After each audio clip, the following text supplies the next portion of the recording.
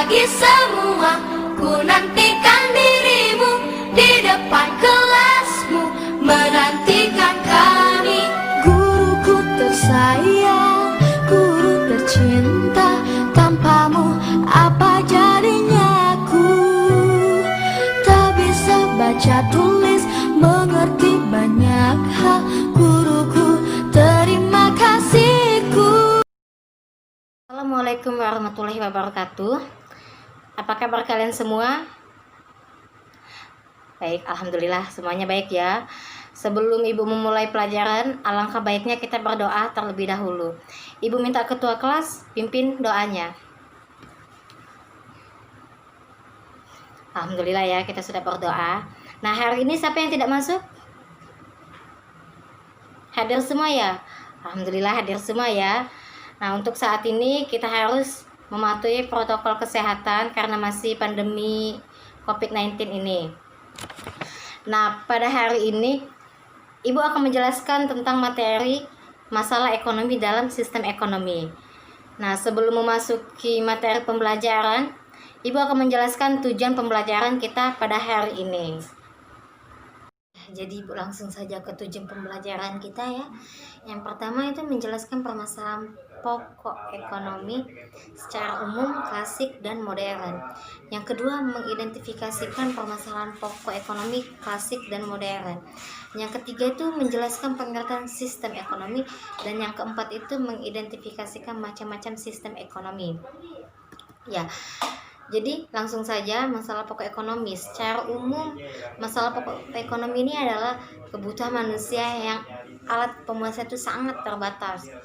Sehingga manusia harus dapat menentukan kebutuhan mana yang harus didahulukan agar seluruh kebutuhan ini dapat terpenuhi. Nah, yang kedua masalah pokok ekonomi menurut teori klasik. Yang pertama itu masalah produksi. Yang kedua itu masalah distribusi. Jadi masalah distribusi ini dapat dilakukan dengan dua cara. Nah, ada yang tahu caranya apa aja, dengan apa aja? Ya silakan. Ya silakan ya, saya mau menjawab. Ya, benar sekali bahwa masalah distribusi ini ada dua.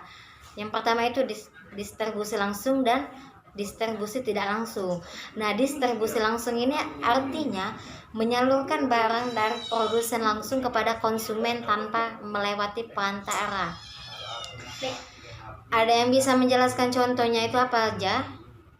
Ya, contohnya itu ya seperti penjual martabak yang memproduksi sendiri dan langsung menjual dagangannya kepada pembeli langsung ya.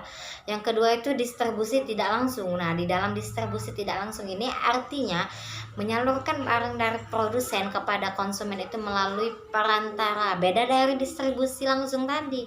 Kalau distribusi tidak langsung ini melalui perantara. Nah, misalnya pedagang besar, pedagang kecil. Yang ketiga itu masalah konsumsi. Jadi untuk melakukan kegiatan konsumsi ini dipengaruhi oleh dua faktor. Nah, yang faktor pertama itu faktor intern.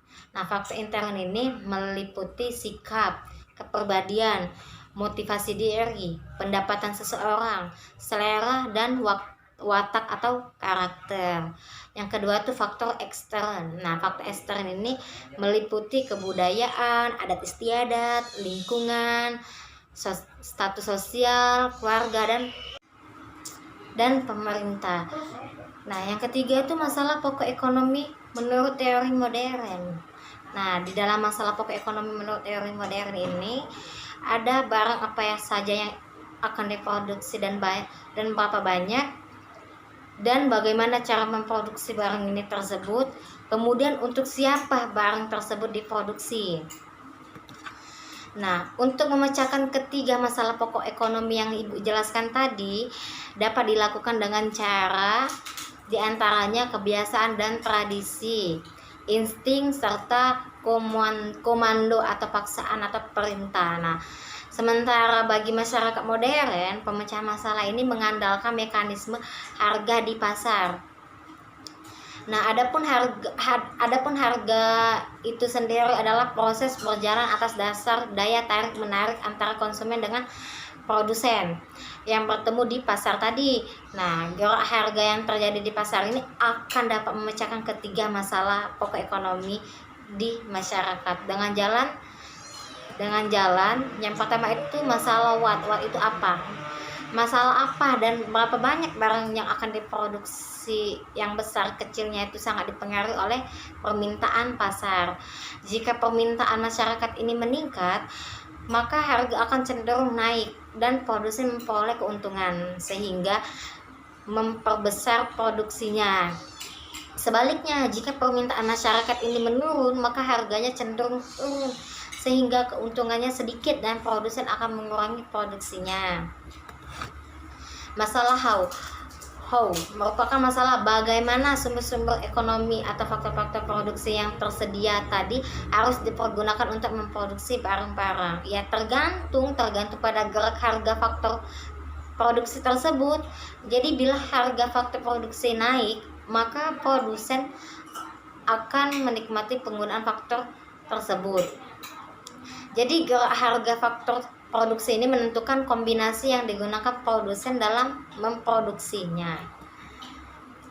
Yang ketiga, masalah untuk siapa barang-barang tersebut diproduksi. Nah, untuk siapa barang-barang akan diproduksi ini sangat dipengaruhi oleh distribusi barang tersebut. Nah, barang hasil diproduksi ini dijual kepada konsumen. Konsumen itu membayar harga barang tersebut dari penghasilan atau menggunakan faktor-faktor produksi. Nah, jadi gerak harga barang dan harga faktor produksi ini akan menentukan distribusi barang yang akan dihasilkan. Selanjutnya, sistem ekonomi. Nah, ada yang tahu pengertian sistem ekonomi itu apa? Ya, silakan Cici. Ya, benar sekali. Sistem ekonomi ini adalah cara untuk mengatur atau mengorganisasikan seluruh aktivitas ekonomi, baik aktivitas ekonomi rumah tangga, negara atau pemerintah, maupun rumah tangga masyarakat atau swasta. Nah, aktivitas ekonomi yang dimaksud di sini adalah kegiatan yang dilakukan oleh masyarakat yang meliputi kegiatan produksi, distribusi, dan konsumsi. Setiap pengusaha atau usahawan sebaiknya mengetahui sistem ekonomi untuk membantu dan mempermudah dalam menyelesaikan masalah yang dihadapi sehari-hari. Karena sistem ekonomi tersebut tidak dapat lepas dari kebijakan yang dilakukan oleh pemerintah khususnya di bidang ekonomi. Nah, pada dasarnya sistem ekonomi ini bisa dibagi menjadi 4 sistem yang mendasar. Yang pertama itu sistem ekonomi tradisional. Nah, di dalam sistem ekonomi tradisional ini, masyarakat yang mempunyai sistem ekonomi tradisional ini adalah masyarakat yang belum ada pembagian kerja. Nah, cara mendapatkan barang ini dengan barter. Nah, belum mengenal uang sebagai alat pembayaran produksi dan distribusi. Terbentuknya karena tradisi dan hanya untuk memenuhi kebutuhan sendiri atau masyarakat. Yang kedua ini sistem ekonomi sosialis atau terpusat. Nah, di dalam sistem ekonomi sosialis ini adalah sistem ekonomi di mana seluruh kebijaksanaan perekonomian ditentukan oleh pemerintah, sedangkan masyarakat hanya menjalankan peraturan yang ditentukan. Sistem ekonomi terpusat ini berdasarkan pada teori yang dikemukakan oleh Karl Marx dalam bukunya yang berjudul Das Kapital tahun 1867 ini, di mana dia mengucapkan jadi sistem ekonomi ini lebih bersifat memerintah karena campur tangan pemerintah di bidang ekonomi ini melakukan pembatasan atas kegiatan yang dilakukan oleh masyarakat. Yang ketiga, sistem ekonomi liberal. Sistem ekonomi liberal ini adalah suatu sistem di mana negara itu memberi kebebasan kepada setiap orang untuk mengadakan kegiatan ekonomi. Nah, yang keempat itu sistem ekonomi campuran. Nah, sistem ekonomi campuran ini merupakan perpaduan antara sistem liberal dan sistem sosialis tadi yang mengambil garis tengah antara kebebasan dan pengendalian, yang juga berarti garis antara peran mutlak negara atau kolektif dan peran menonjol individu. Sistem ekonomi di Indonesia. Nah, sistem ekonomi yang digunakan di Indonesia ini berdasarkan atas demokrasi ekonomi. Nah, jadi Ibu mau menanya ke kalian, apa pengertian demokrasi ekonomi? Ada yang tahu? Ya, silakan Eka. Ya, benar sekali bahwa demokrasi ekonomi ini menunjukkan arti bahwa produksi yang dikerjakan oleh semua masyarakat ini dan untuk semua di bawah pimpinan atau pemilikan anggota masyarakat. Kemakmuran masyarakatlah yang diutamakan, bukan kemakmuran orang seseorang. Nah, jadi sistem ekonomi ini di Indonesia ini berdasarkan Pancasila, Undang-Undang Dasar 1945 serta GBHN. Nah, sehingga disebut sebagai sistem ekonomi berdasarkan demokrasi ekonomi Pancasila. Nah, baiklah anak-anak, itu saja yang dapat Ibu sampaikan pada materi kita pertemuan pada hari ini. Nah, Ibu mempunyai tugas untuk kalian. Tugasnya ini ada soal 5, kalian kerjakan sendiri, tidak boleh melihat jawaban temannya, tidak boleh bekerja sama. Ini tugas individu, nilai kalian sendiri. Jadi apabila ada yang sama dengan temannya akan Ibu kurangkan nilainya ya. Nah, jadi nanti Ibu share ke grup WA atau ke ketua kelasnya, nanti share ke teman-temannya. Nah, tugas ini dikumpulkan minggu depan. Jangan lupa ya. Nah, sekian pertemuan kita pada hari ini. Ibu akhiri. Wabillahi taufiq walhidayah. Wassalamualaikum warahmatullahi wabarakatuh.